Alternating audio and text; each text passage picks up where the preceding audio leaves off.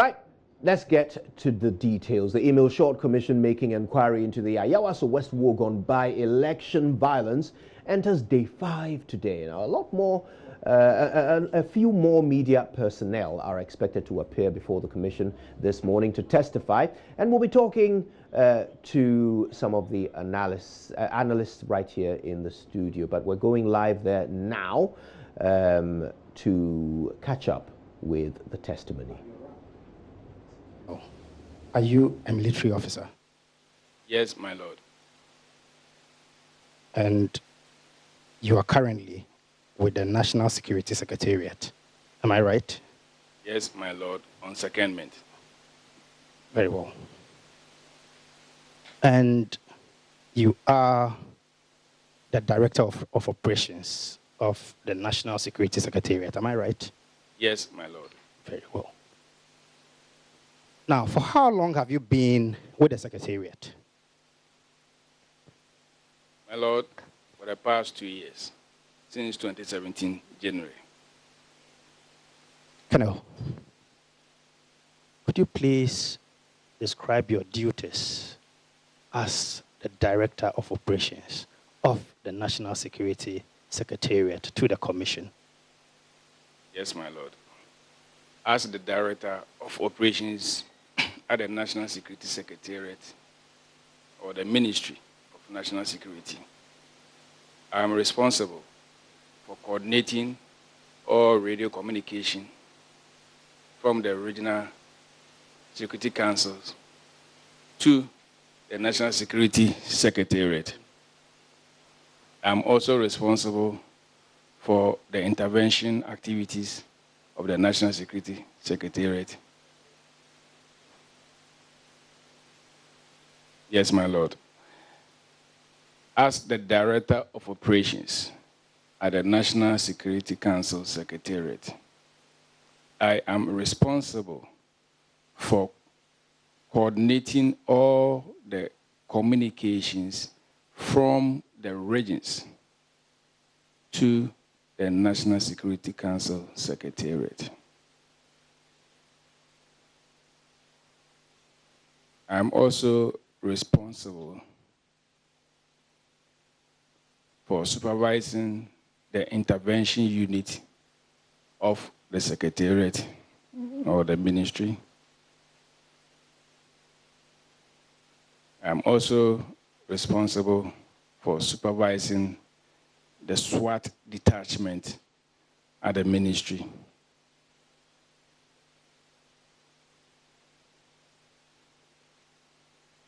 And I stand by for any other task that is given to me by the Minister or the National Security Coordinator.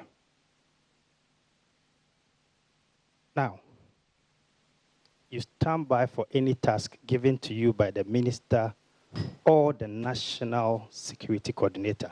Who do you report directly to?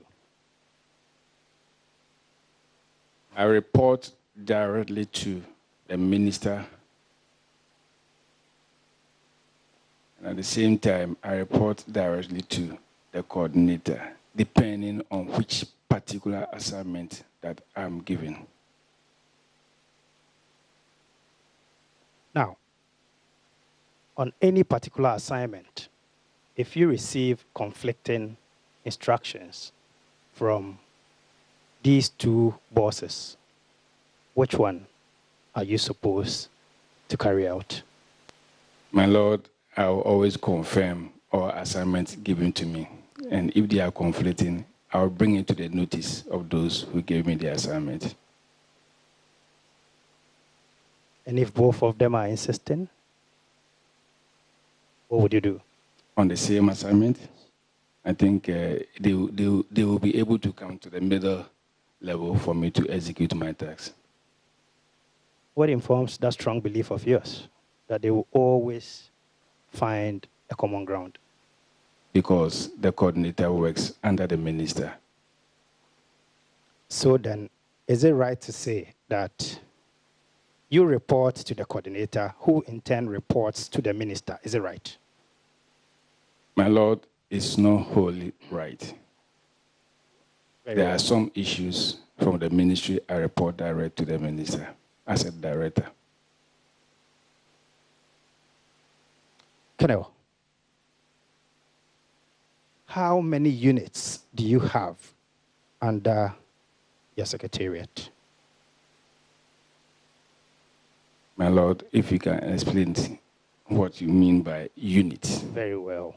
For instance, those of us outside, we know some people calling themselves national security personnel. We also know, we recently have come to know another group called the SWAT group or unit. So I'm referring to such groupings. My Lord, the ministry has departments. We have the operations department, finance and administration, the external affairs department, general services department, the legal department, and internal affairs department.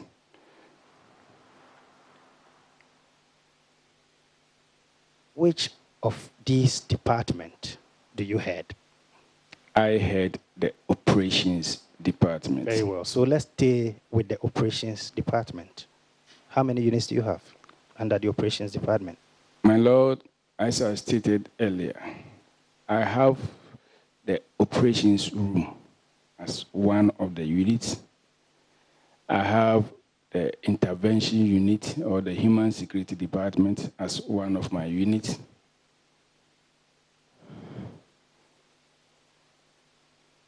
And I supervise the National Police SWAT as one of the units. So then, putting all these units together, how many men do you have under you, under the operation unit?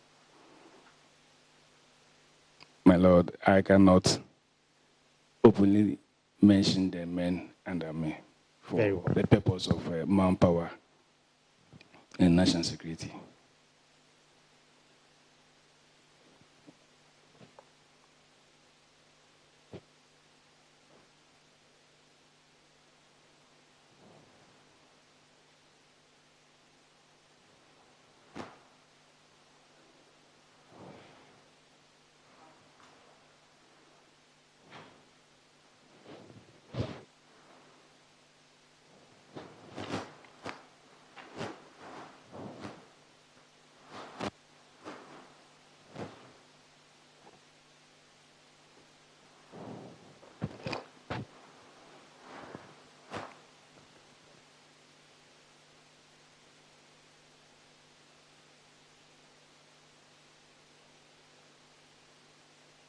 Now, Colonel,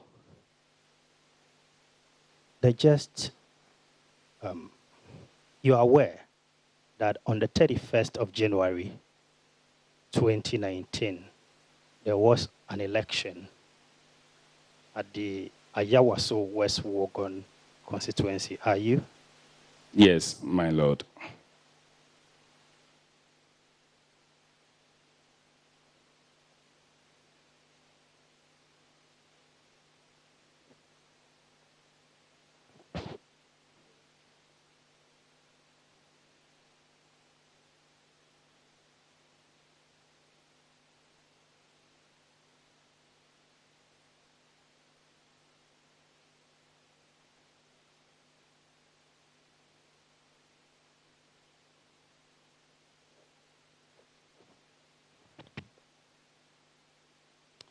Colonel, what was your answer to my question? Yes, my Lord. Very well. Did you, in person, as Colonel Opoku, am I right? Is the name Colonel Opoku? Yes, my Lord. Very well. Play any role in the security arrangement for the by-election? My Lord, I would say I supported Ministry of Interior from my ministry in the security arrangement. My Lord, I would say that I supported Ministry of Interior in the by-election.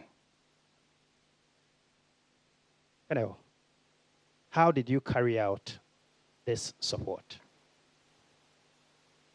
My Lord, on the 17th of January this year, I was invited to the Ministry of Interior. We had a meeting at the office of the Deputy Interior Minister. We had the Director General of Operations, Ghana Police, DCOP Mensah.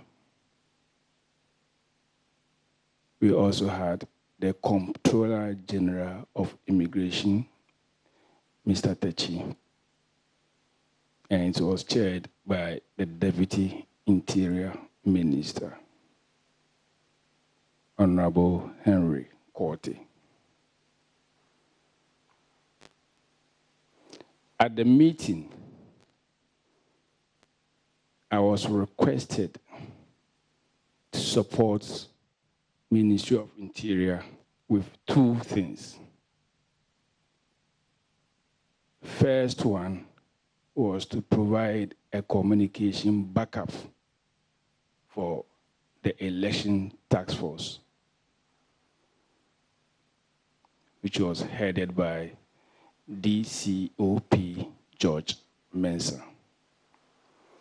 And the second request was to provide a place for them at Abelempe, which is within the Ayawaso-Wogon constituency, as their task force headquarters.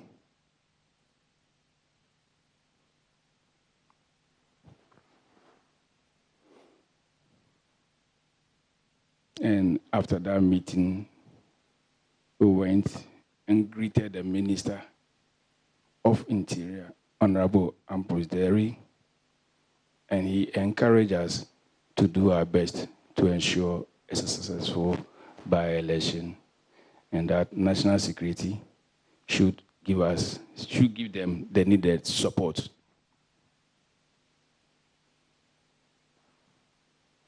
On 24th January,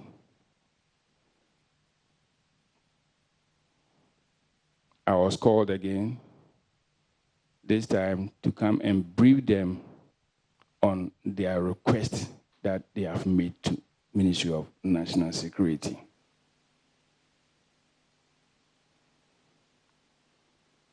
At this meeting, we had the Director General Police Operations, the Comptroller General of Immigration, the Regional Police Commander, Mr. George Sapon, Mr. Sapon, I'm not sure that is George, until somewhere. Then Chief Superintendent Kwesi Fori, the Regional Operations Officer. As part of my brief for them, I made them aware that national security is ready to provide the communication support that they requested for. And on 31st morning, they will have their communication set, the one which is known as the GOTA, with the communication net. And on their second request, I intimated that the office is ready for them to use as their task force headquarters.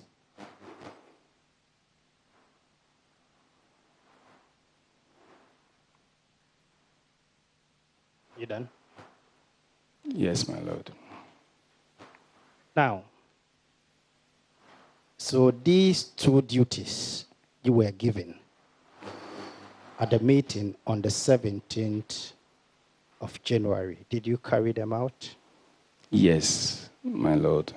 And I have the communication network as we did for the day, and I can tender it in evidence.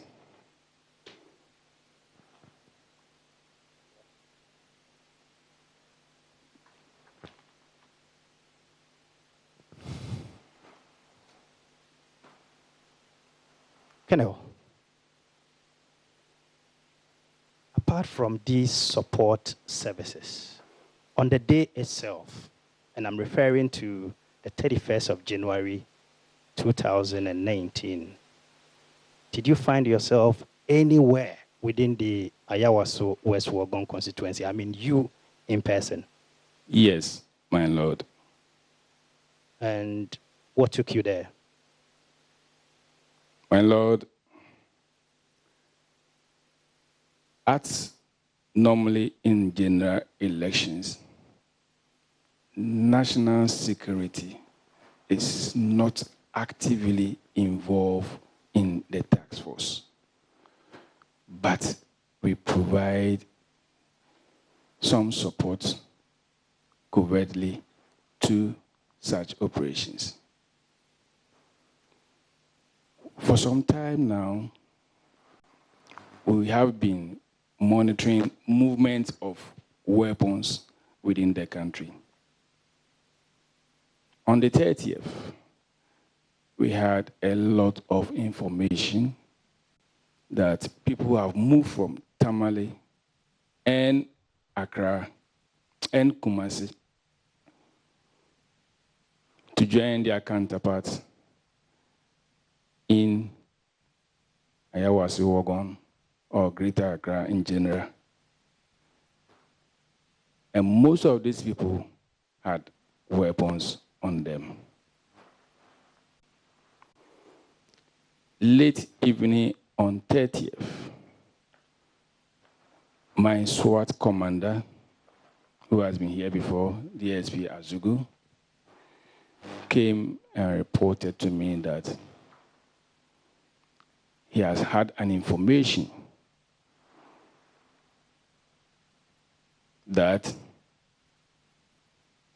some of these people that we've been monitoring had come from the north and Kumasi, were moving into a house close to the La Balewashi Primary School with weapons. And all weapons, we assume, carried some ammo on them. I took his information and I asked him to stand by the SWAT team, which is made up of police personnel. Their total number is 36, or 36 or 35. And we will need more than that number. I have a lot of operatives working within the system. If you need it, I'll provide it in camera about their deployment within the system. Among the operatives, I have trained about 100 of them that normally assist the SWAT team. They are not SWAT members, as they are always referred to. They are operatives who work with the SWAT team. So my DSP, after doing his assessment, came back and said he will need about 60 men. The SWAT is only 35. And 60 men means that I will need to support him with operatives. So we decided that he will use 25 of his police SWAT members, then we will augment his strength with 35 national security operatives. So in total, we had 60 members of the team, which was made up of 25 SWAT, National Police SWAT personnel on postings to national security, and 35 operatives. I issued him with an operational order to stand by to conduct confidence patrol and be prepared for any other attacks on order. Because as at that time, we were still doing surveillance on the people who had come down to Accra. The operational order was issued to them. They arranged, and by 3 a.m. on 31st January, we assembled at the Emergency Command Center with the 60 men. We had 10 vehicles. Out of the 10, the police SWAT team provided 3 vehicles, including the Hunter, that big car, which is in the videos that we see. It's called Hunter.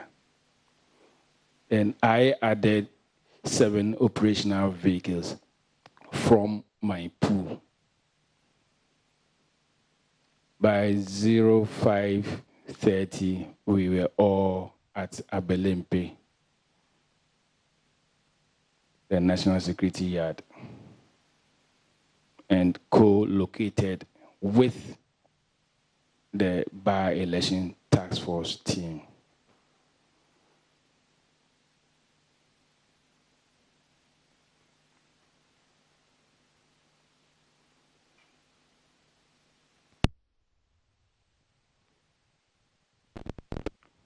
By 6:45 in the morning, my SWAT commander came to me and said they were going on confidence building patrols. The essence was to let those who have come from outside to know that we were ready to protect the people in the constituency. And nobody should take the security for granted. We had the task force also deployed all over in town. I gave him the permission and asked that he should put more emphasis as you go on the patrols, as I continue to hear from my people who were monitoring those places. Actually, there were 3 places we were monitoring. I want to put it on record. The house in question was 1. The second place was Elkin Hotel, where the MPP were also using as their operational center. And there is a place around Oponglo called, I think, Skills Training Center also. That was another 3rd place. We were doing a lot of surveillance. On that particular day, I think around 8:40 something, I had a call from somebody, not from my SWAT team, that there was on firing around La Balewashi.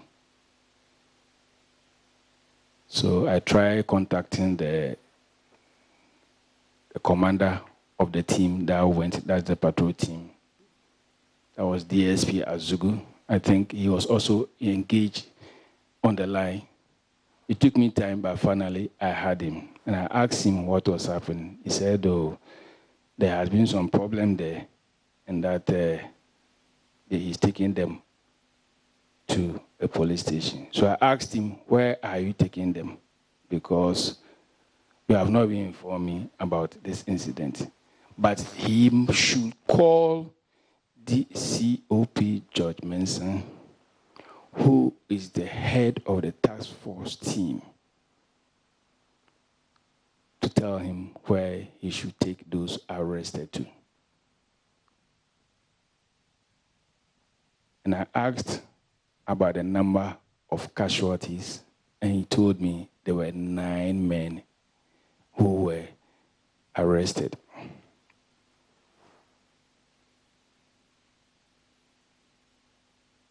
9 men who were arrested. As to the state of their casualty, he couldn't give me. He only said 9 men were arrested.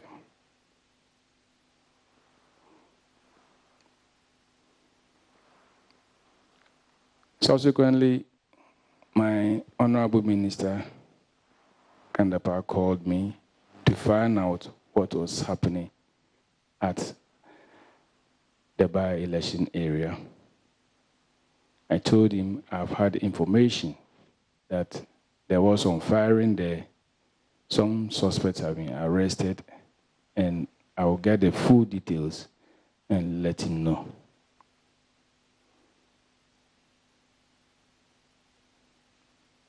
Within some minutes, the Minister of State for National Security also called, trying to find out what was happening.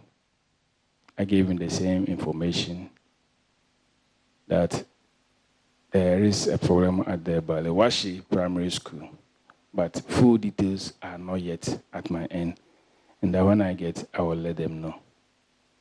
So I think when DSP Azugu handed the suspects to East Legon Police Station, which he said he was directed by DCOP George Mensah to send them, he now gave me some brief on what had happened. So I had to call my minister to brief him, and the Minister of State too was briefed about what the DSP had given me as the occurrence of the place.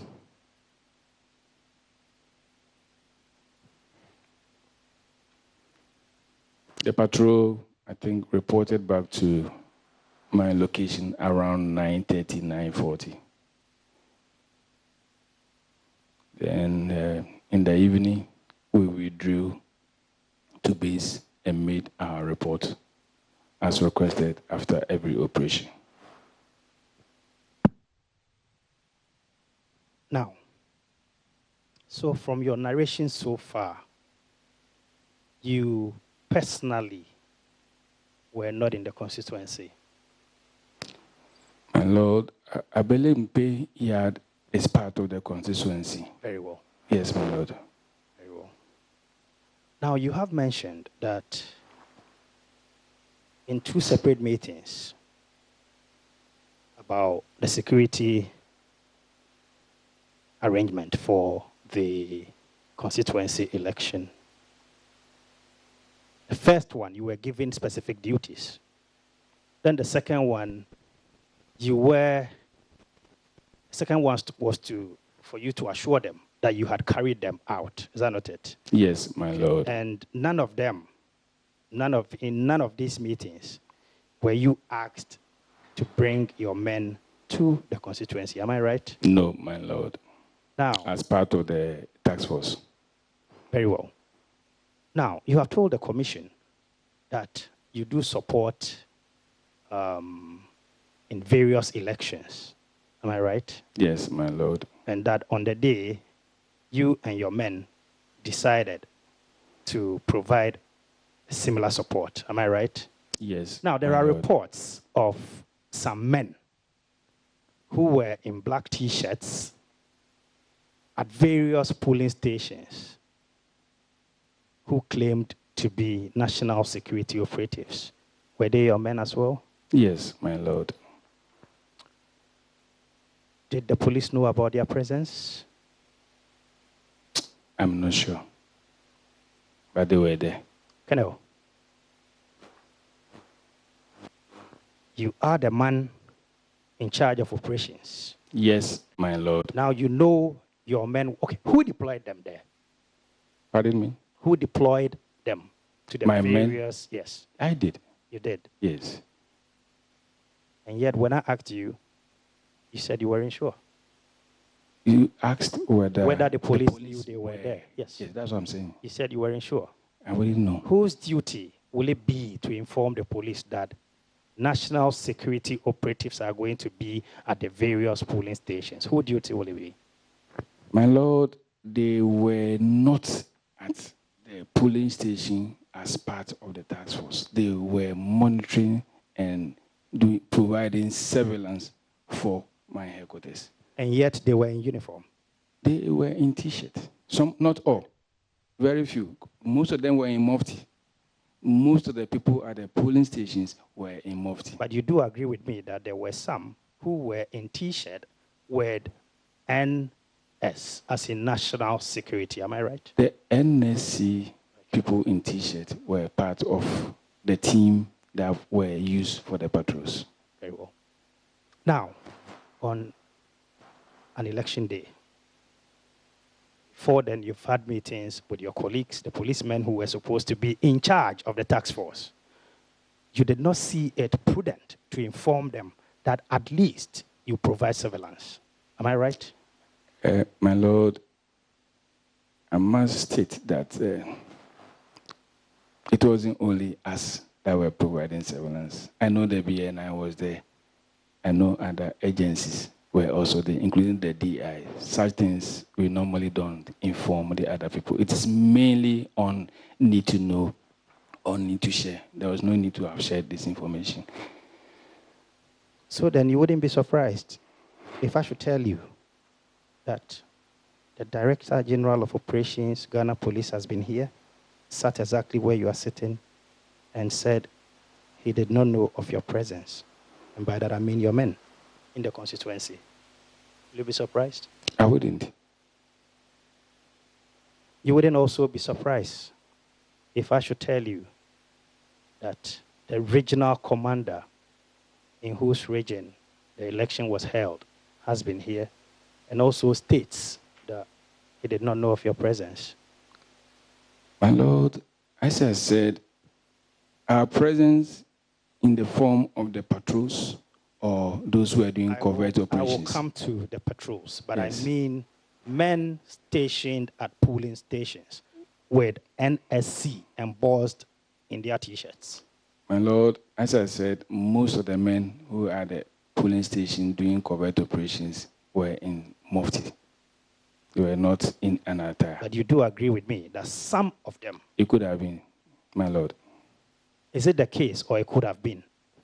I know that those are asked to wear black T-shirts were supposed to be part of the patrol teams.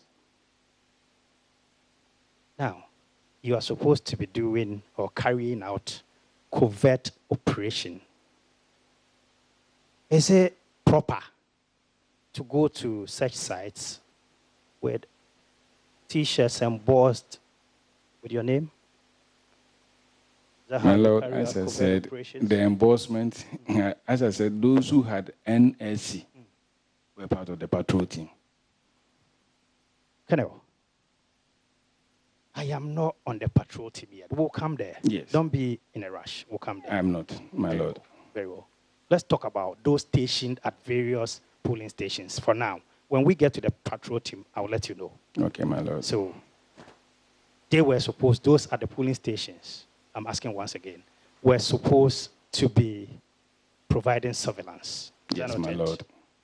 And yet, not all of them, but some of them were wearing T-shirts that readily gave them away. Yes or no? My Lord, it's possible. Very well. Now, there's a belief among a cross-section of Ghanaians that the presence of your men, which was so obvious, was intimidating, and that was the purpose for sending the men to the polling stations. What do you have to say? No, my Lord. If you say no, my Lord, what are you saying? The purpose was to provide the necessary surveillance for me. Colonel, is it part of our everyday life to be seeing national security operatives around us? My Lord, so conspicuously? My Lord, as I said, most of the people who were doing surveillance were in normal civil attire.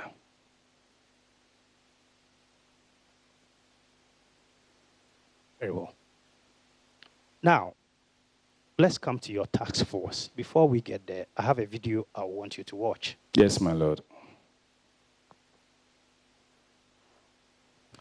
And whilst the video is being prepared, tell the commission about these civilian operatives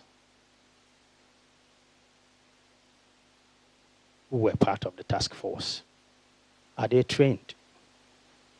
Yes, my to do lord. what? They are trained to do patrols. They are trained to guard access control areas. They are trained to give protection to VIPs. Are they trained to handle weapons? No, my lord. And they were not issued weapons on that day. Are they trained in crowd control, for instance? No, my lord.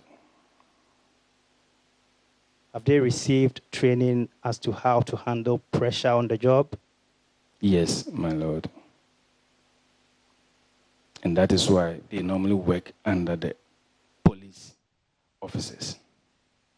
Now, let's deal with the numbers. According to you, in all, you have either 35 or 36 police operatives. Which one would that be? Is it 35 or 36? Their postal strength, I think, is 36. They were 36, but I think one chief inspector had been posted out, so they should be 35 now. The DSP will present their nominal role to the commission. Now, you go on such an important operation. You decided to use, out of 35 or 36, you decided to use 25 trained police officers. And by trained, I mean people trained to handle weapons, crowd control, pressure on the job, and you name it. But added 35 civilian operatives who, according to you, are only trained to provide, if I'm wrong, correct me, security and other things without weapon handling? Yes, my lord. And this is not the first time that we have deployed the SWAT team with the operatives. If you will recall, there was a serious armed robbery cases at the Afram Plains.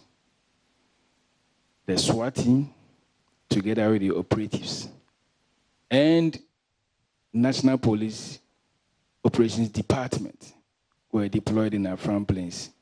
They did a lot of arrests, and they were able to bring the armed robbery down. We have deployed this combined team on several occasions that they have achieved good results for the state.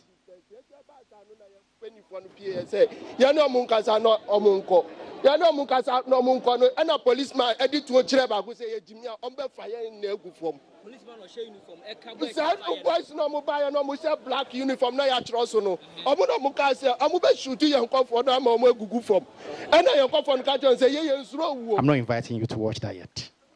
Thank you, my lord. Now, my question is this. From your narration, on the day you had enough. Henry, pause that for now. Can you pause that for now? Yes. You had enough police operatives. In fact, 35. Same number as the civilian operatives you used. What informed your decision to, instead of using more well-trained police officers, you used less and rather used more civilian operatives? What informed that decision? Yes, my lord. The police are actually deployed on other duties. They are providing some guards for some VVIPs. So the number 35, you will never get 35. Actually, as a 35, I'm sure that they were about 28. And we needed to keep some of the policemen at the unit because they have their armory there. They have their armory at the SWAT. And you always need them to be guarding the place. Now, you indicated to the commission that for that operation, you prepared an operation order. Am I right? Yes, my lord. Have you got a copy of that here? My lord, I think you requested for it from the DSP. That's why I didn't bring a copy. So I know it has been tendered in. We can get it to you later. Very well. It's ready. Very well, so that we Yes, can my compare. lord. How soon? Maybe after today. Can we get it by close of day today? Yes, my lord. Very well. I even expect that by this time it should be at the Secretariat.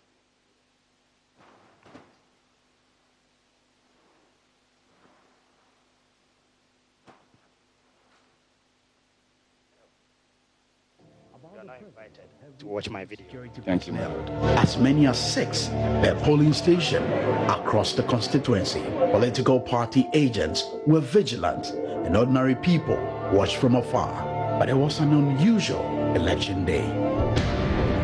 Heavily armed masked men in bulletproof vests, dressed in black polo shirts and khaki trousers, marked NSC as agents of the National Security Council, seen in police pickups, crisscrossed the main streets towards Baoleshi, a known NDC stronghold.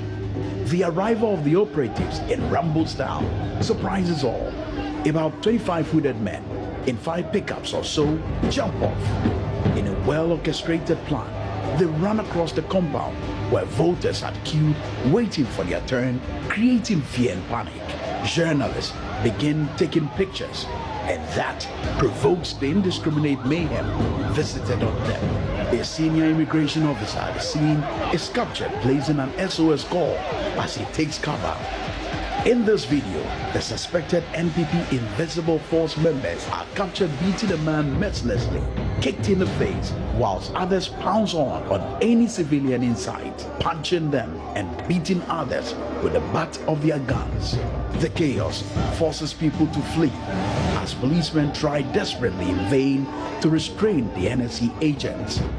After about 6 minutes, they proceed to their next target, the residence of the NDC parliamentary candidate, Delali Kwesi Brempong, a few yards away behind the Baoleshi Presby Basic 1 JHS polling station. His house is besieged by the armed men, threatening to shoot as they are confronted by the NDC candidate supporters. They point guns as they demand access to search the house, open fire with live bullets, leaving at least 18 injured. 2 near-fatal cases were recorded. Bullet shells and blood stains outside the residence attract onlookers, while irate persons seeking to fight back are seen being calmed by the police. Don't take the laws into your own hands. The police, we are managing the situation. Senior officers, including Director in Charge of Operations, Greater Accra, Chief Superintendent Kwesi Fori, rush to the scene but look on helplessly. They are not your men. I don't know those who came here. Do you know the men on the ground? This is something that we need to investigate. But I don't know those who came here. So because all my policemen are not marked. You can see from wherever. So you know the men on the ground. You know your men on the ground. I know the men on the ground. And they are not marked. And I can see them when I see them. MP for Ningo Pram Pram, Sam George, is seen questioning the shooting incident. He is confronted for daring to face them, and he gets his first slap.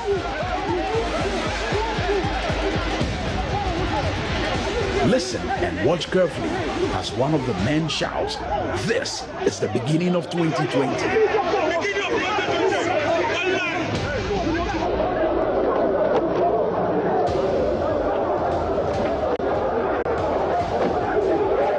In the chaos, police reinforcement and military teams arrive, armed but unable to stop the violence. The masked men return to the school compound, finish up with more beatings before setting off. The voting center is deserted while officers try to secure the ballot box and voting materials.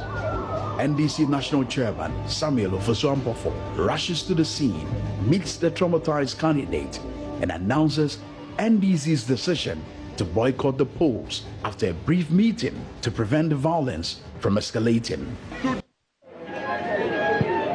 It was a normal morning. Electorates began queuing.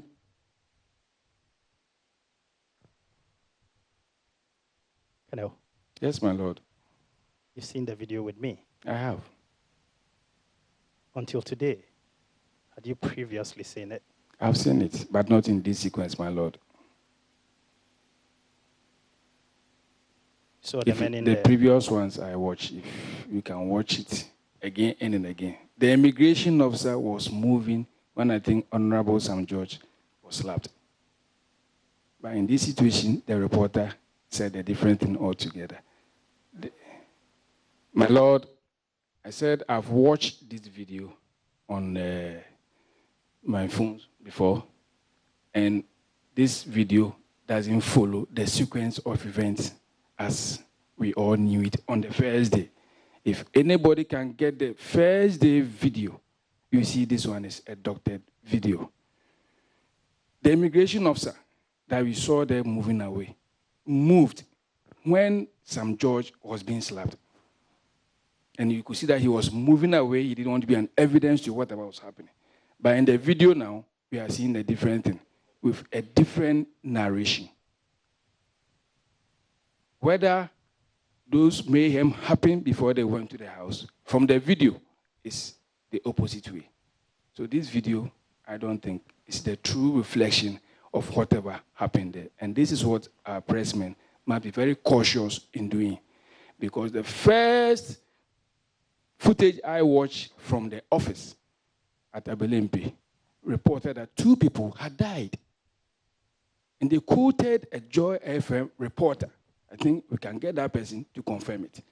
That according to this reporter... You have his name before you go on. I don't think, but I think we can see it. When we go back to the original videos, a Joy FM reporter had reported that 2 people had died. I had to do a lot of checks before I could even report to my minister, and he was insisting that the reporter says 2 people had died. So this video here, maybe it's meant for some purpose, but not to be used by the commission. It's a well-doctored video that we are all watching. Very well. Now, what I want to know from you is whether or not the men seen in the video are members of the SWAT team to begin with. Yes, my lord. The men I saw are part of the SWAT and the operatives that form the patrol team. Very well. Now, in the video, which I must admit are pieces of videos joined together, so are likely not to follow the sequence as you are saying, we see 2 differently dressed personnel. One in black top and khaki trousers, and the other in black top, the brown vest with a brown desert boot. Which of these 2 is the civilian operative, and which one is the police operatives? My lord, as the DSP who was in charge of the team said the other time, the attire that was required of them on that day was a black top with either a blue jeans or their training trousers, which is the brown one. All those in brown and black, I think, except one policeman who was in black, most of them were operatives.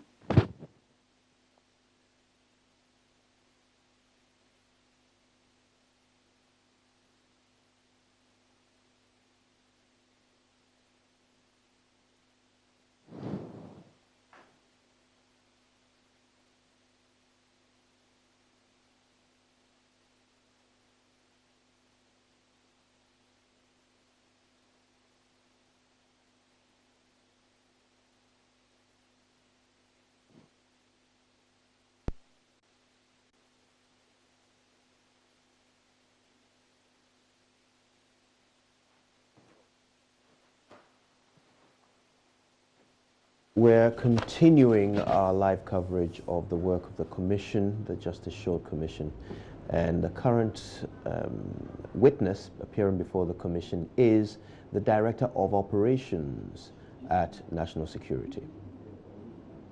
If you check, some who were with Honorable St. George were wearing brown trousers and black top.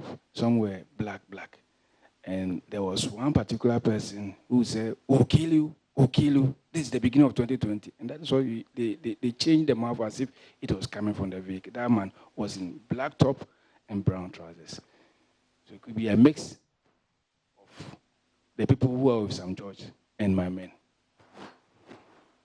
So then, if I get you right, what you are telling the Commission is that on the day, not only your men were found in black tops and khaki trousers. Is that what you're saying? Yes, my lord. But then you can identify your men. Yes, my lord. And some were in there with khaki trousers. Yes, my and lord. Black top.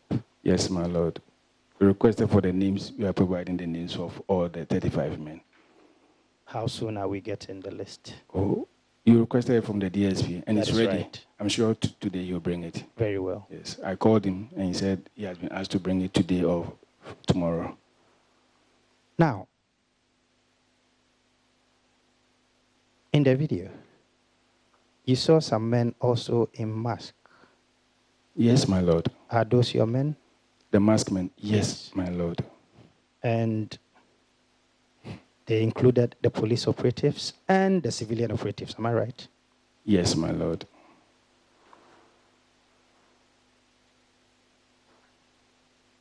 Now, these men, according to you, had the first duty of building confidence, am I right?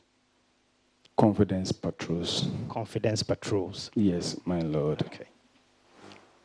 Colonel. Yes, my lord. Assist us. Yes, my lord. What does confidence patrol mean? My lord, the essence of that patrol was to let the people within the constituency know that the security forces were ready to ensure that no vigilante group, as they are known to be, could disturb the election on that day. So we're rather giving confidence to the populace to ensure that they come out and do what they are supposed to do and do their work as required of them.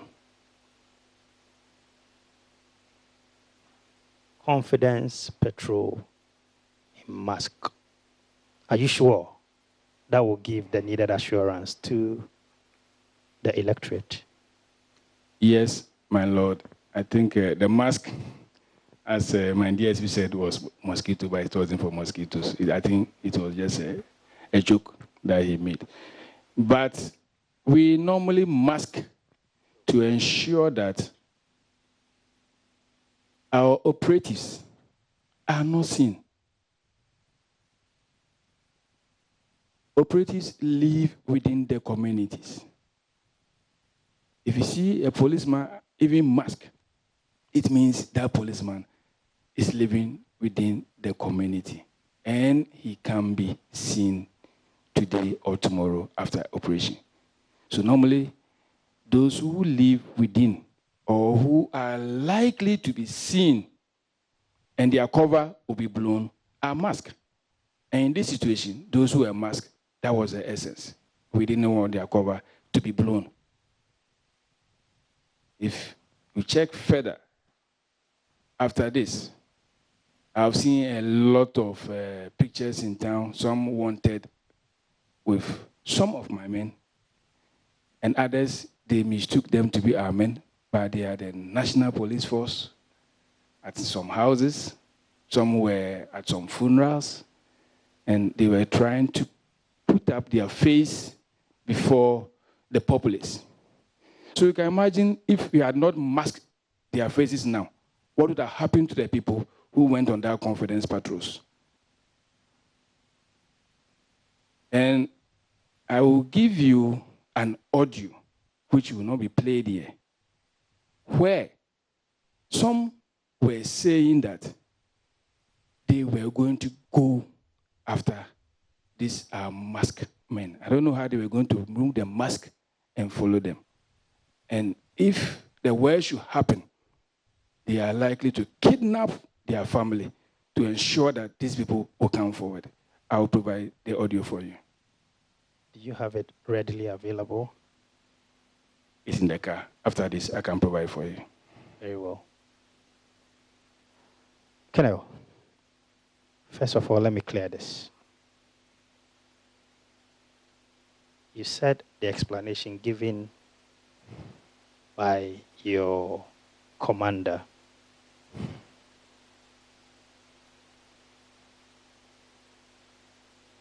is he DCOP or DSP? No, DSP. DSP Azugu was meant to be a joke. Am I right? My Lord, you remember he gave two reasons. Yes. One was the fact that when they go to certain places, there will be mosquitoes. So they normally carry them along. Then they use it to cover their face. And the second reason he gave was the fact that they don't want to be seen because they live in the community. But I think people have taken the mosquito one as the one of importance more than keeping the identity away from the populace. That's why I said that one, we should take it as a joke, because that early morning, maybe there wasn't much mosquitoes there. But we were working deep into the night, so maybe he wanted to talk like that. Colonel. Yes, my Lord. At what point was the decision taken that the men should be wearing masks? My Lord, before this set off, and it has been our normal practice that some who wouldn't like to be seen as working for national security are always masked. Even at my headquarters, when they come and we assemble, they always want to mask themselves, because some of the work they do for us, saving a lot of things in this country. I must say that as at yesterday night, we were able to arrest somebody with a pistol. It was through these operatives. The case was taken to Legon police station.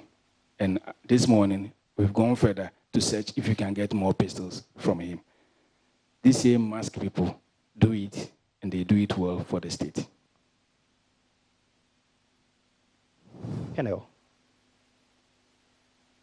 is it right to assume that you followed the proceedings on the day DSP Azugu appeared before the commission?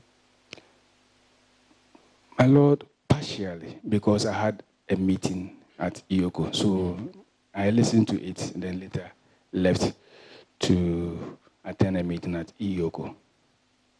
Now, in the video you just watched, did you see him in DSP Azugu? Yes, my Lord, I saw him. You saw him at the same time as some masked men, did you? Yes, my Lord. Very well. Would you be surprised if I should tell you that DSP Azugu painted the picture as if he did not know that these men were going to use their mask? Would you be surprised? No, my Lord. That part, I didn't listen to him. But I'm sure... I am suggesting that to you. Would you be surprised? I wouldn't, because he was here for almost 4 hours, and I'm sure he was... his thinking capability started giving him some problems, so he had to, at times, make some jokes out of some of these things. So, Colonel,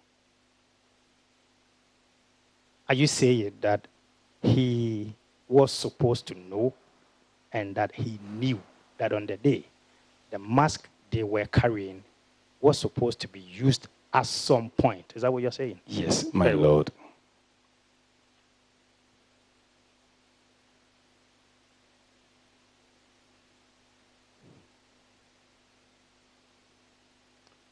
There are a lot of pictures going around. Some of them purporting to be some of your men who, after the operation, had taken off their mask and taken pictures with some members of society. Have you come across any? I have, but I must be frank with you. All all those pictures were pictures on Facebook, I think between 2017 and 2018. There was one, you see a lot of SWAT people. People in brown, I won't say SWAT, they were in brown in a house. That is Kumasi counter-terrorist unit of the Ghana police. There is one, you see 5 people. If you check the 5, they are holding 2 AKs. At the extreme end are Koforia CTU members. Those who were holding the weapons, I think the 2nd and the 4th, depending on where you count it from, are members of my team. 3 of them were members, and those at the extreme, which I think somebody had an earring, he's a national police officer. He's not a member of my team. The weapon they were holding were for those officers. They are not weapons of national security. They are not weapons of the operatives. They took it and they posted it on Facebook. There was one I saw where somebody was sitting in the car singing and enjoying. If your IT can go and check on that video on the internet, that video has been on the internet since 2018. It is never true that any of our operatives and SWAT members after the operation went out and they were jubilating. I want them not to take pictures. I want them not to do anything to show their identity.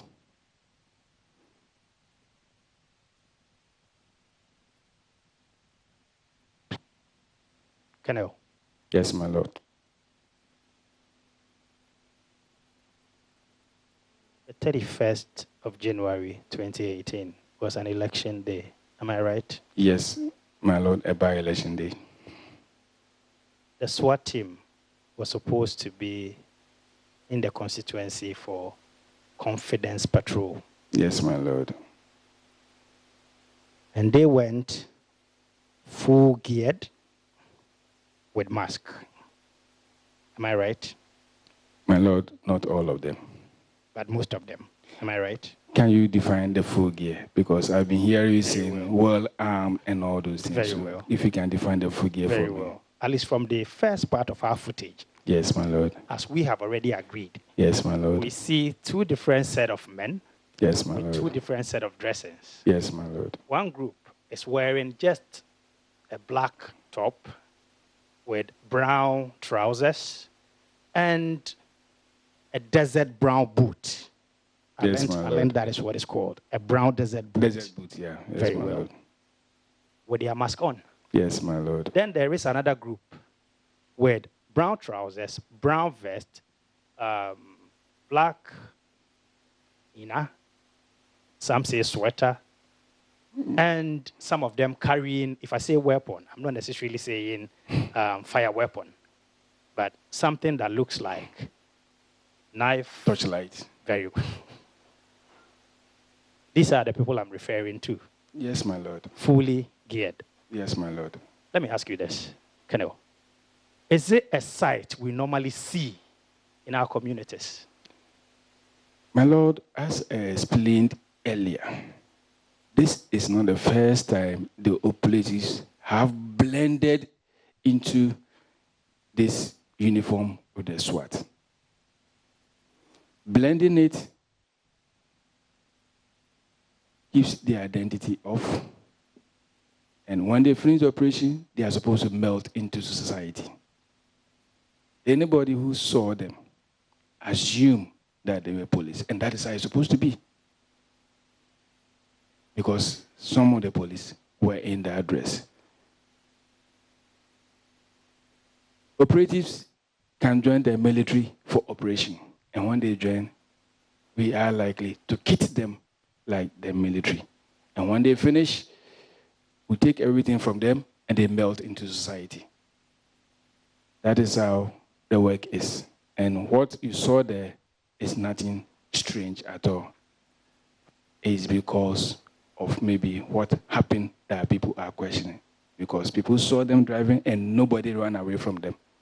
Nobody ran away from them. when they went to Afram Plains to do anti-armed robbery and those things, nobody ran away from them.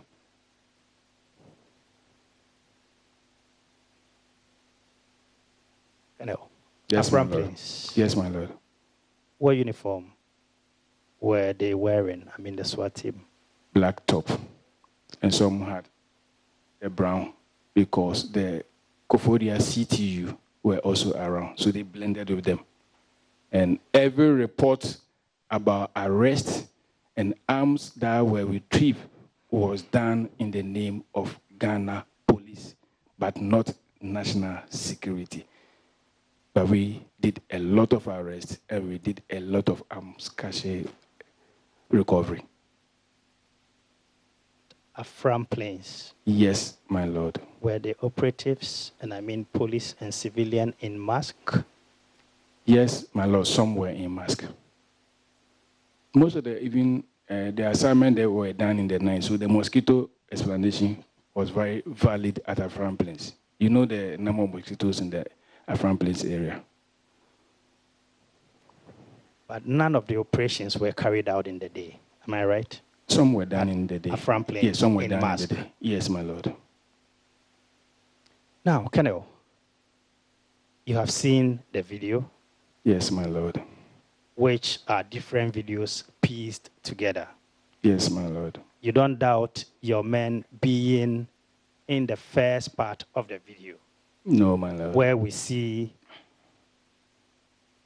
these brown uniform men chasing people around. You don't doubt that, do you? No, my Lord. But as I said, some of Honorable Sam George's boy were in brown and black, okay, like my boys. Okay. Now, you saw people being brutalized, did you? I saw somebody being kicked on the video. Okay. I saw it. Did you see some being hit as well? I do. Did you also see scenes in which police officers were trying to calm your men down and yet they couldn't? I saw my DSP there, but actually I didn't know that he was doing some gestures, but I cannot interpret the gesture that he was doing. I can't. That portion of the video, yes, my Lord. Have you previously seen it? Yes, my Lord. Very well. Yeah, have you asked questions about it? Yes, my Lord. And I asked my DSP why he could not control the scene. Before you come to the control. Yes. Has he told you where exactly that happened? No, my Lord. And you have not seen the need to inquire? No, my Lord. So as you sit here, you wouldn't even know where it happened? No, my Lord. So if I standing here should suggest to you, I'm not saying that's the case, that it happened at the polling station, you won't have an answer, would you? I wouldn't. No, my Lord. Would that not be a prudent thing to do to find out where it happened? My Lord, I can check later. Because as I said, there are a lot of doubts about most of these videos that were going around. The initial ones were correct, but subsequently, people have tried to doctor and do a lot about the videos, which I think is not good for our press. Okay. Now, the men being manhandled, you've told the commission you do not know where that happened. But have you found out why? The initial video I watched, it's like he attacked somebody and that person attacked, then they rushed on him. That is what I saw. But I don't know whether it's the same video that we are seeing. If you check the initial video,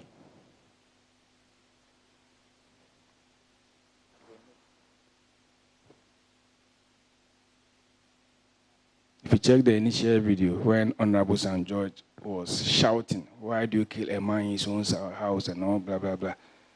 On the left of that video, you saw that attack. Right after that, you saw the St. George guy, I don't know whether it was his hand or something, that will kill you, will kill you. This is the beginning of 2020, will kill you.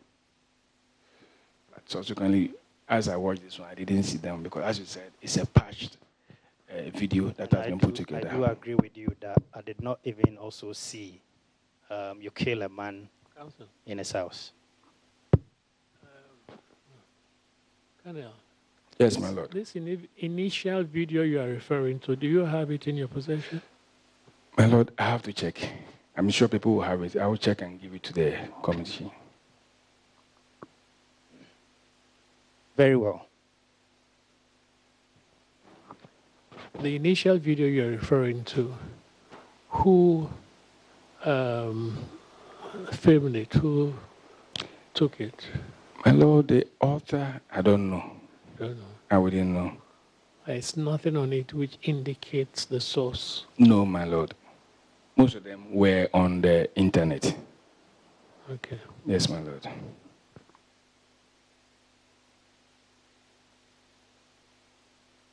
Colonel. Yes, my lord.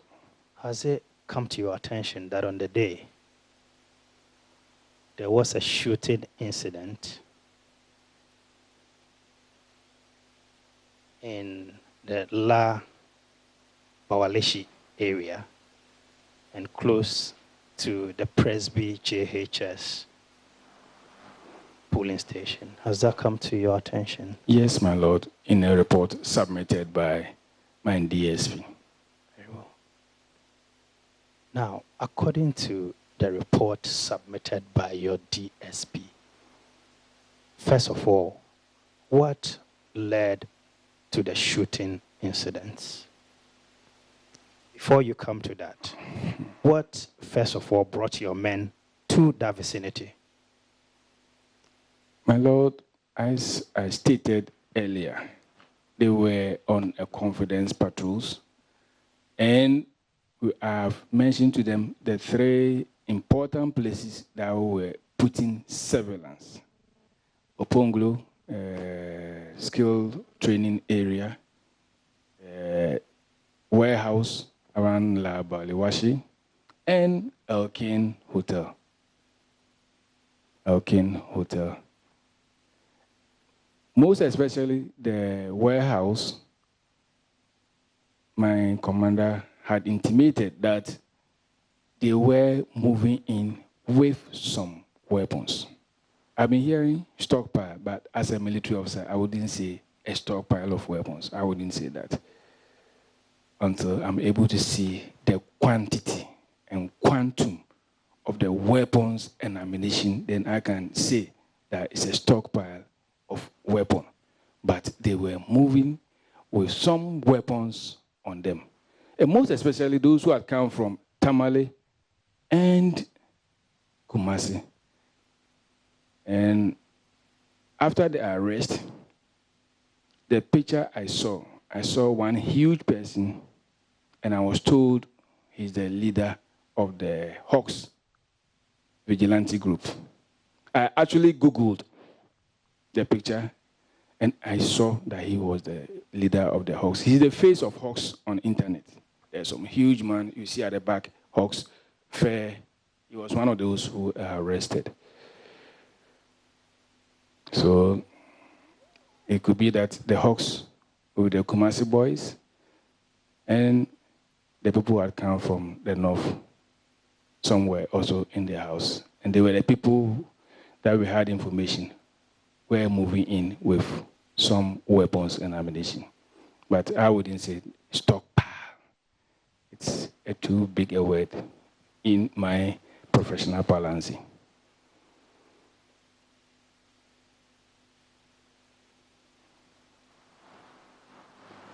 And what, according to your report, led to the commotion and shooting? My lord, according to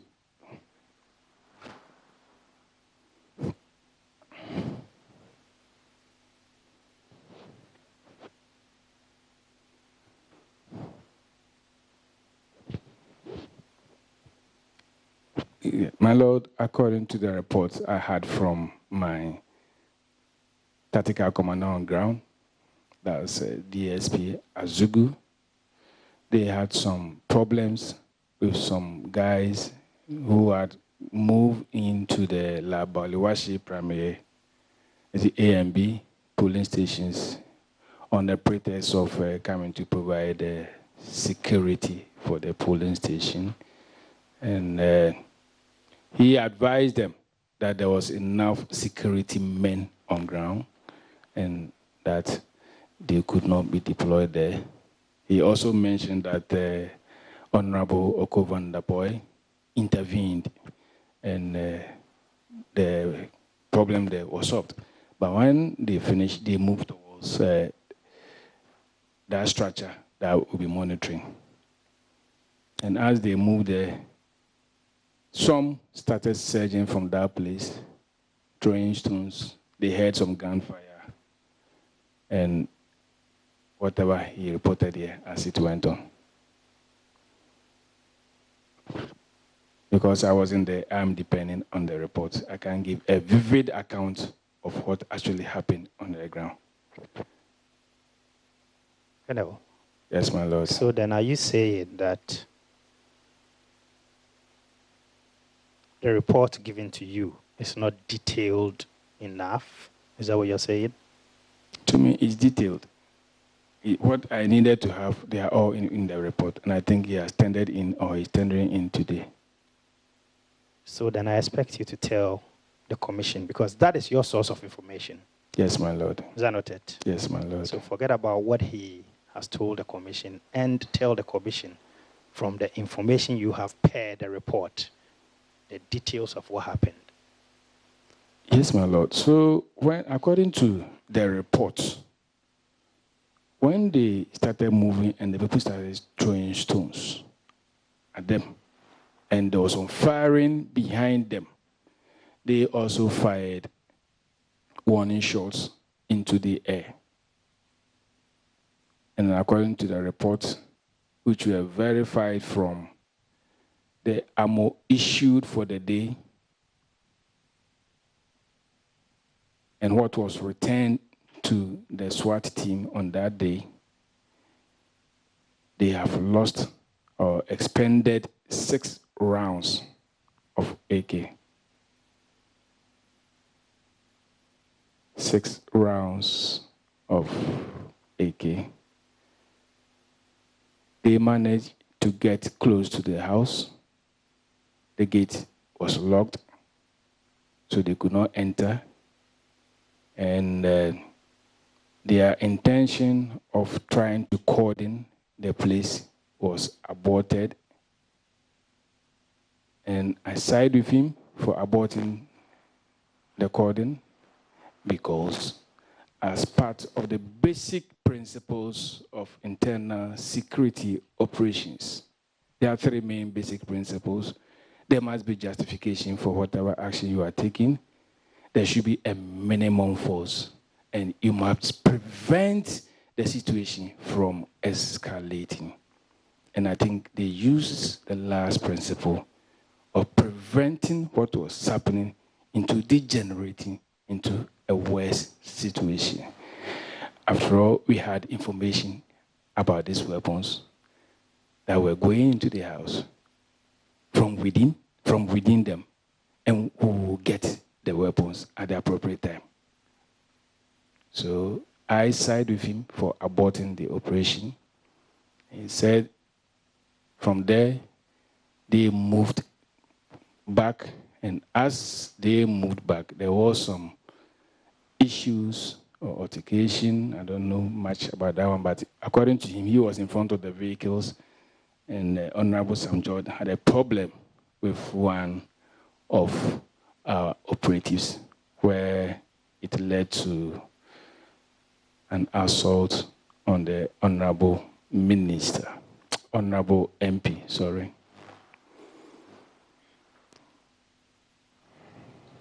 Very well. Hello. Yes, my lord. Your men told you that some men were throwing stones at them. That's what yes, you say, my right? lord. These men who were throwing stones, have they also told you where exactly they were? those who were throwing stones, they were coming from the house that was under surveillance. And told you they had stones in the house. I don't know. I wouldn't know where they had the stones from, but they said they were pelting them with stones. My Lord. Help the commission here. Yes, my Lord. They were pelted with stones. Yes, my Lord. By men coming from the house. But then we cannot tell whether they had the stones in the house or they got outside, picked stones, and started throwing. Is that what we are saying? My Lord, I didn't say from the house. From the report, from the general area. It means they were coming from the house general direction, but not from within the house. Nobody could confirm, because I think the gate was at their blind side. The gate was not facing my people. It was at their blind side, and they came from the back throwing. So they wouldn't know whether the stones were picked from the house or they were picked outside the house at their blind side.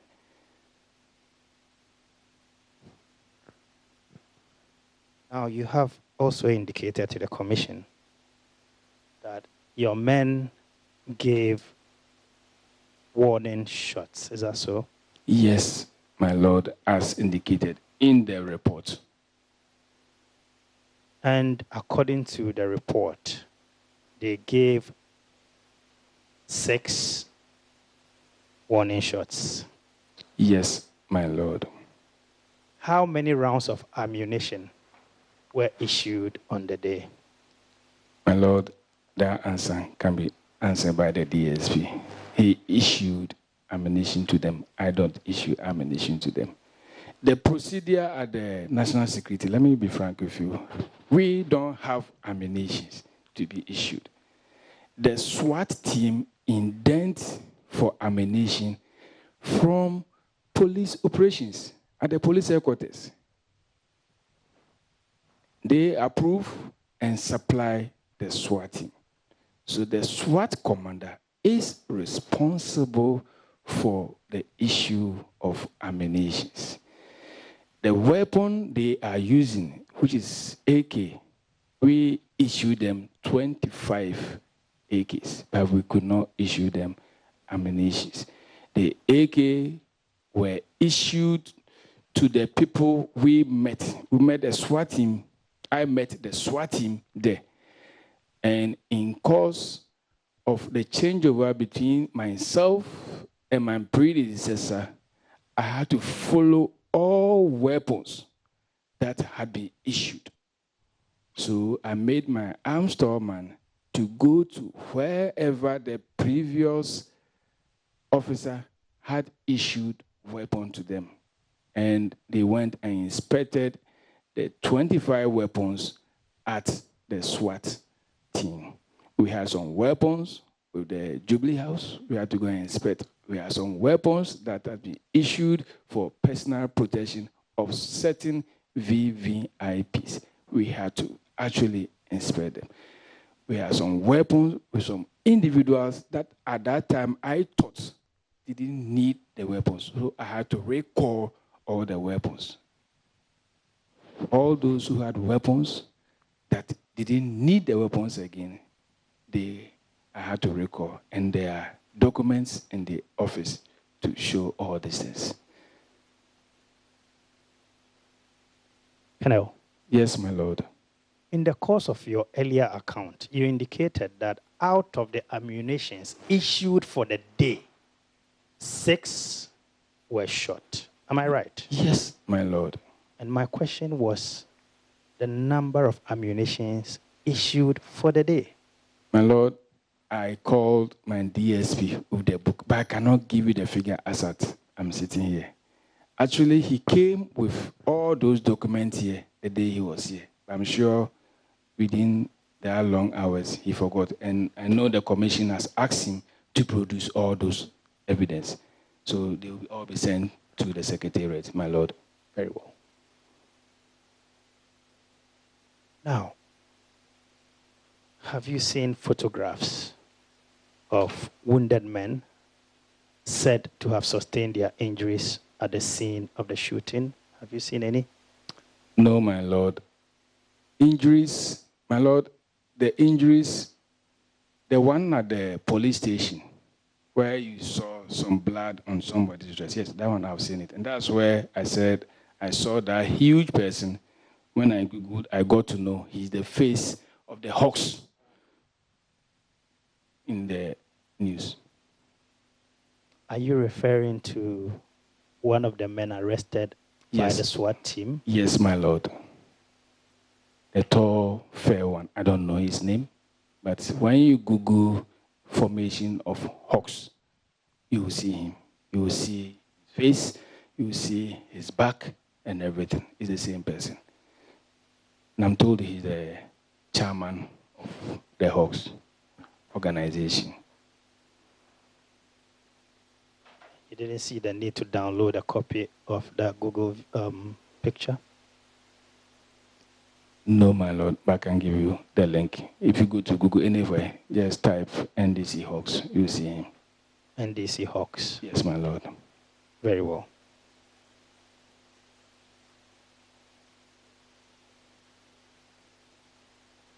Now take a look at these pictures.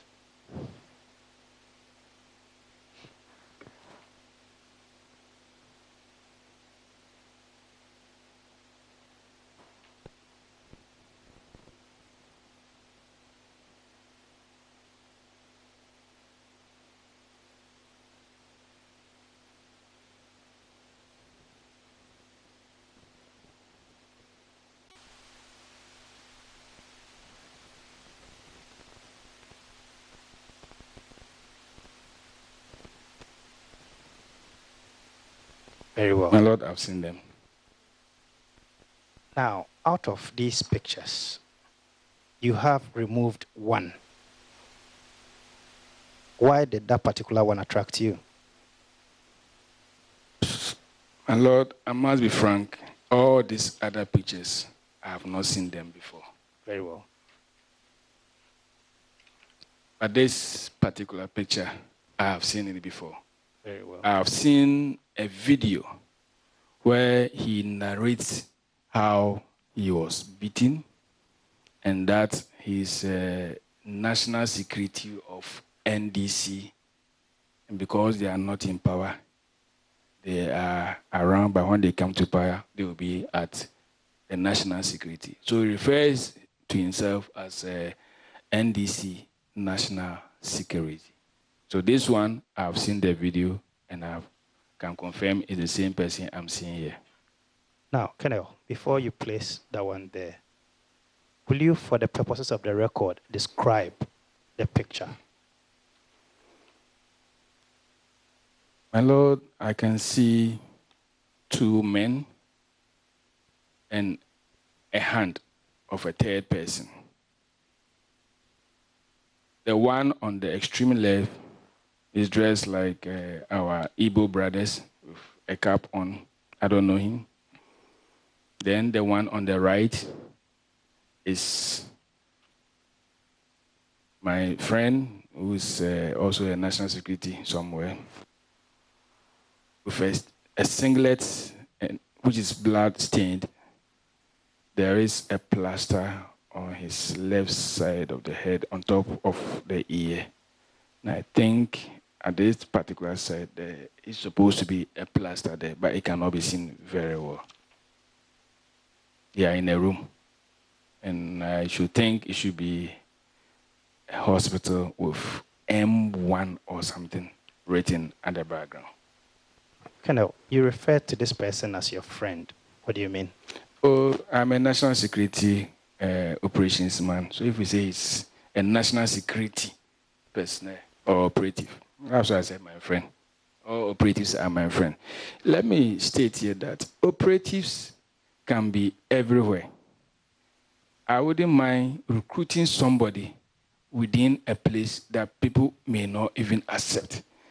But for the purpose of the survival of the state, if that person will contribute to the survival of the state, I will recruit him as an operative.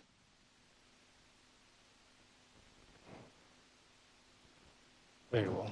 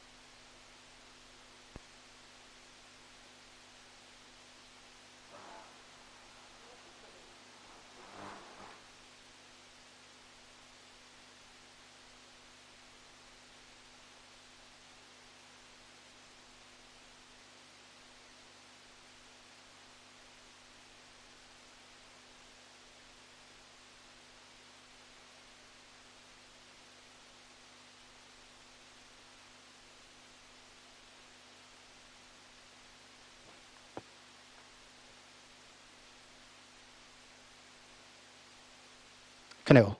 Yes, my lord. Since you have identified this picture, we'll have to tender it through you because you've made an identification as the commission's exhibit tendered through you. Yes, my lord.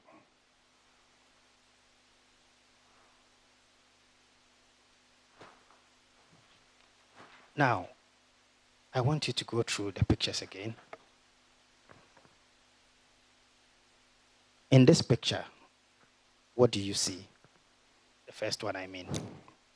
My lord, I can see Honorable Samuel Okujeto and some other people. I don't know their names, but because he's a public figure, I know him to be Honorable Samuel Okujeto. At the background of this, the left background of this picture, there's somebody seated there with a plaster at the back of the head in black t-shirt, I think blue jeans. Just after him, there's somebody in yellow shirt with a plaster at the back of his head. There's this particular person seated in a chair with an apple bag.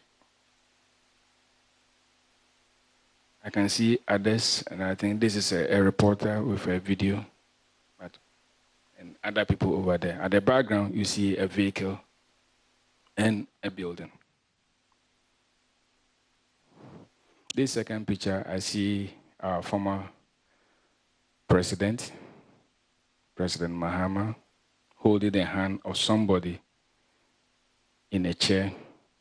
And that person has bandage on the two legs and holding his chin. Behind him are 1, 2, 3, 4, 5 men. Think this should be a camera or something with somebody whose shoulder is showing, and there's a last person here whose hand is showing. And down here you can see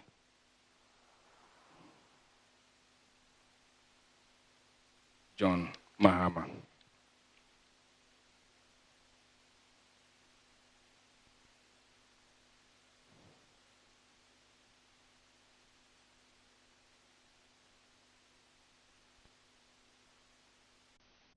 There's this other person in this picture who has a bandage on his right arm. I don't know him, and I've never seen him before. This picture shows somebody with a crepe bandage on his foot, and then his right leg. Then in this picture, there's somebody on the bed shaking hands of the, I think, the honorable who won the A.W.W Wagon election. And this is the Deputy Information Minister. And there's another person whose face is showing. I should think it should be Samia Oko or somebody. I've talked about all these ones already. So, Colonel, you will agree with me that in all these pictures, apart from the one showing the MP for the area, you can see men with plasters covering parts of either their heads or shoulder or foot. Yes, my lord, I can see. Very well. Now, these are said to be men who sustained injuries during the commotion or the attacks of the SWAT team. Have you previously seen this? No, my lord.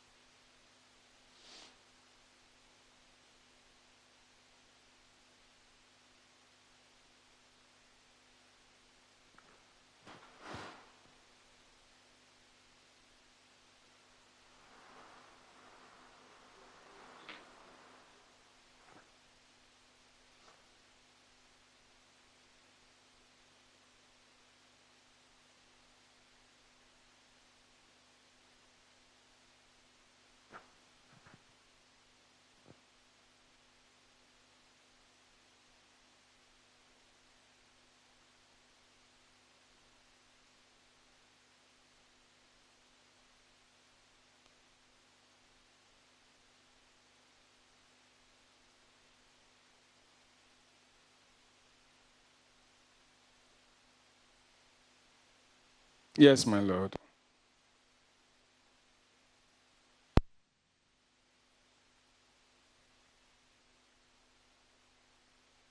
In your testimony, you indicated that you are aware that an honorable member of parliament was assaulted. Am I right? Yes, my lord. It's an open knowledge. Have you seen the videos?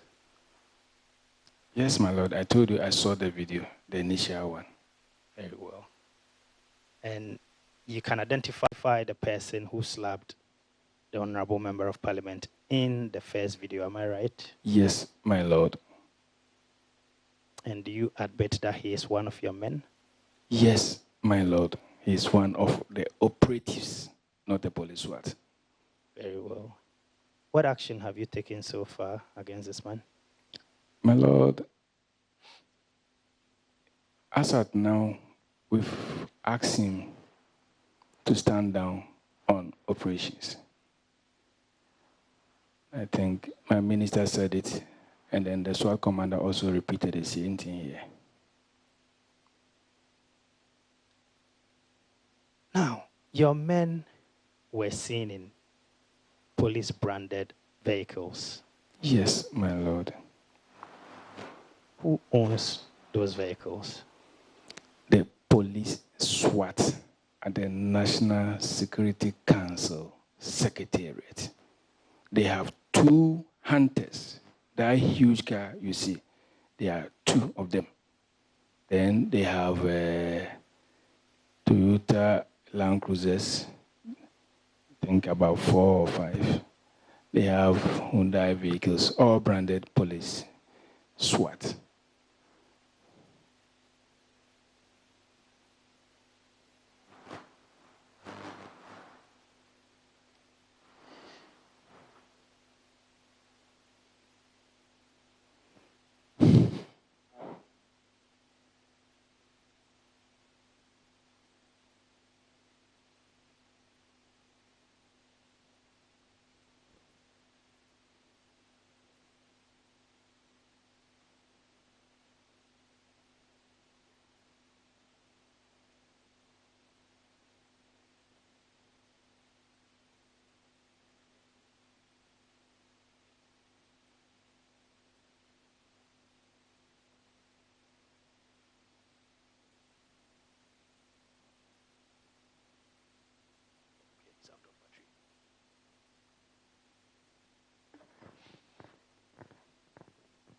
So, of course, our live coverage of the events transpiring at the hearing of the Justice Short Commission continues.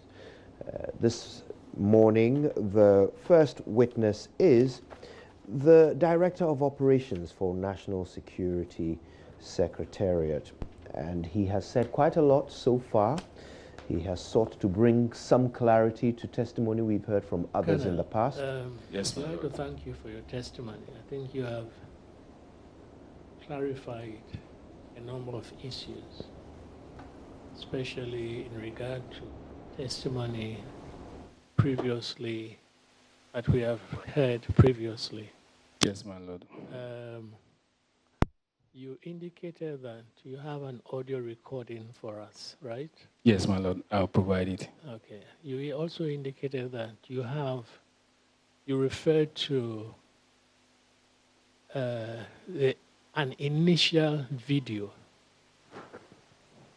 Do you have a copy of that video which you refer to as the initial video? My lord, I'll look for it. I don't have, but I'll look for it. Which you claim to be more genuine than what you saw. Yes, my lord. Okay.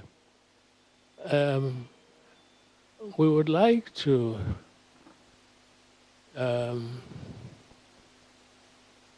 we have some questions for you. Yes, my lord. But because of the time, we would like to postpone those questions for another date. Yes, my lord.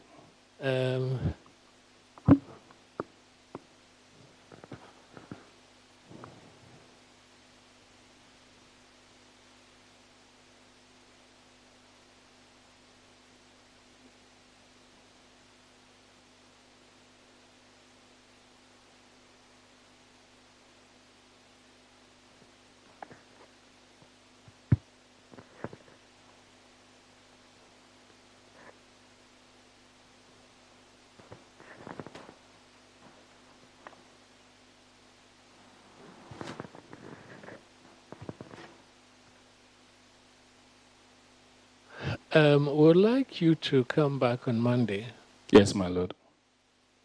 at 10 a.m. Yes, my Lord. Okay.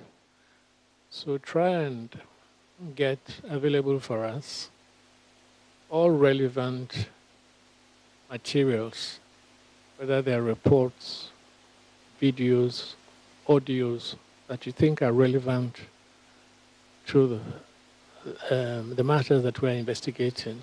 Yes, my Lord. Okay? Yeah. I will, my Lord. All right. So you can go now, and we'll resume your examination on Monday at 10 o'clock.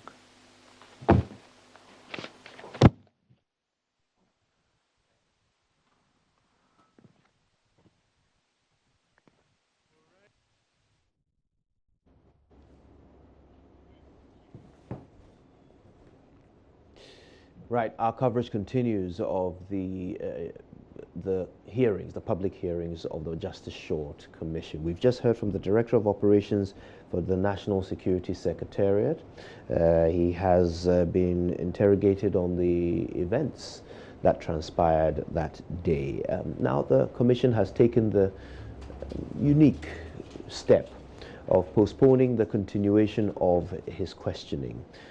The section of questioning where the commissioners pose questions to the witness has been postponed to Monday, 10 a.m., so that the witness can have the opportunity, first of all, to gather some documentation and supporting materials for his testimony. The Commission has, however, not suspended their hearings for the day. We will be returning for further questioning of other witnesses later. But some interesting detail that has already been shared by this first witness of the day, the Director of Operations for the National Security Secretariat. He has indicated some of the events that occurred before the day of the election, particularly on the 17th of January, when he says there was a meeting between the Deputy Interior Minister, Mr. Henry Quartey, and representative of Immigration, representative of Police Operations, and himself, Director of National Security Operation. At that meeting, he says that he was asked to provide some support on the day of the election in the form of communication backup and the provision of a task force headquarters at Abilinkwe. He says he subsequently provided what he was asked for. And then he gives more information about the reason why the team was sent out that fateful day on the 31st. He says that the day before he received information from the commander of the Joint Task Force, and that commander, of course, is in the person of DSP Azugu, who informed him of some intelligence around the traveling of some individuals from Kumasi and the north, coming to Accra for the purpose of the by-election, who are suspected to be carrying arms. In response to this, he says that the team was deployed to observe 3 locations: the home of the NDC candidate, Delali Brimpong, a place called Elkin Hotel, where the NPP team had their headquarters for the by-election, and a place called Skills Trading Center in Okonglu, also in the constituency. He then talks about how the SWAT team was made up of 25 trained police and 35 civilian operatives forming the force, and that these operatives were asked to monitor these 3 locations. The 60 men making up this force were co-located with the election task force at Abilinkwe. So the police election task force, which was under the management of the Director of Police Operations, was at the same location as the 60-man national security team. This, of course, places some further context around the Director of Operations who gave testimony saying he did not know these individuals. We are now learning from the Director of Operations at National Security that the two teams were actually located at the same headquarters in Abilinkwe. Then he talks about how he received information about the shooting from somebody who is not a member of the SWAT team. He then went ahead to instruct the commander of the SWAT team, Azugu, to call the head of the election task force to find out where to take the arrested individuals. Interestingly, he also suggests that the comment about this being the beginning of 2020 was made by somebody who was on some George's team, not somebody on his team of national security operatives. He then gives further explanation of the reason for wearing the mask. He says, "We mask to ensure our operatives are not seen." And he says that these operatives were on site to give confidence to citizens that they are ready to deal with any vigilante groups that might operate on the day of the election. He then talks about an audio of people threatening his masked men with future attacks and kidnappings. So these are just some of the many highlights of the details shared by the first witness of the day, who is the Director of Operations at National Security Secretariat. There is so much more. We're going to go straight back to the sitting when it resumes. But for now, we'll take a break. Stay with us right here on the JoyNews channel.